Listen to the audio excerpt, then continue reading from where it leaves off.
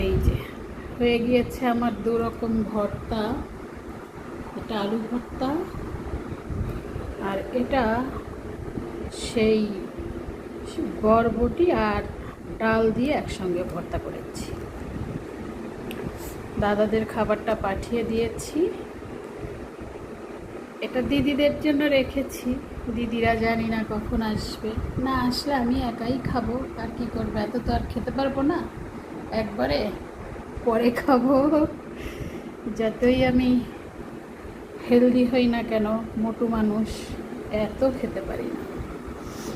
এটা খেতে অসাধারণ হয়েছে। এর সঙ্গে একটা ডিমের অমলেট করে নিব আমি।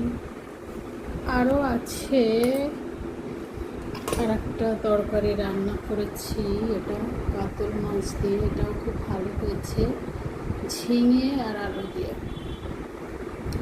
এই ঝিঙের সঙ্গে আলু দিয়ে আমি কখনো রান্না করিনি, এখানে এসে করলাম 2 দিন। ভালোই লাগে খেতে, খারাপ লাগে না। আসলে রান্না তো একটা শিল্প, সেটা যে যেভাবে প্রেজেন্ট করে, যে যত সুন্দর সাবলীলভাবে প্রেজেন্ট করতে পারবে, সেটা তত সুন্দর হবে।